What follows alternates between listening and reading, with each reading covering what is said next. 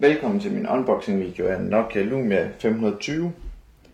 Videoen er primært en video, som man kan se forskellen mellem LG G2's kamera, og så til sammenligning, for at se hvor godt det er, har jeg et Sony HDR AX 2000. Det er selvfølgelig helt vidt forskellige kameraer i meget forskellige prisklasser, men så kan man se, hvordan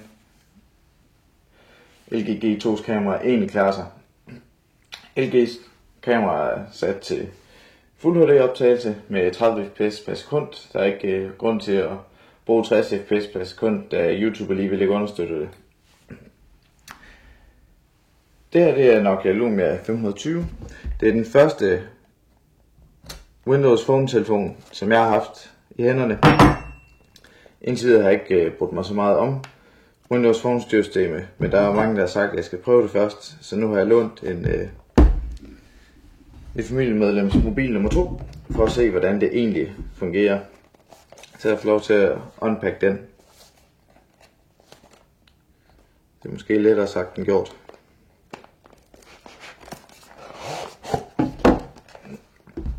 Her er selve telefonen. Det er en 4-tommer skærm.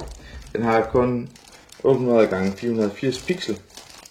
Men det er også en low-end telefon. Lige nu der er den på tilbud til 888 kroner i Elgiganten, så det må sige, det er meget billigt. Hvis vi kigger, hvad der er tilbehør, så er der som sædvanligt diverse manualer. Så er der en oplader.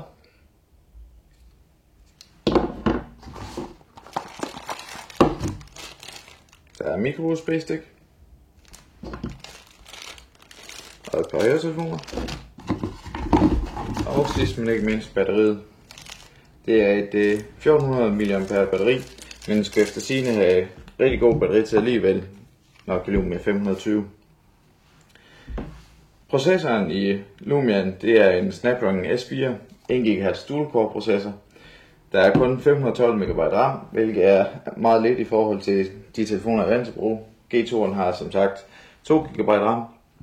Derudover så er der 8 GB hukommelse indbygget, og der er plads til SD-kort, og det må sige, det er ret godt for den prisklasse. Og jeg kan også sige, at de her covers er swappable, så man kan få dem i andre farver, hvis det er det, man har lyst til. Det var en kort gennemgang for dem, der gerne vil se, hvordan kameraet fungerer, og hvordan lyden er i forhold til LG G2.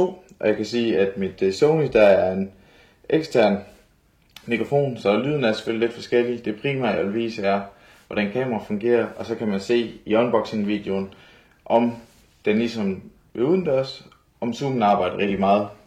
Og det synes jeg umiddelbart den gør, og det vil irritere mig lidt og fraholde mig fra at bruge den som mere end bare et kamera til point and shoot fotografier, eller som man skal fotografere. Umiddelbart vil jeg ikke bruge den til at optage noget med, men det kan man jo se på videoen, om det bare er umiddelbart, at det er sådan, eller om det reelt også er sådan, når man ser videoen.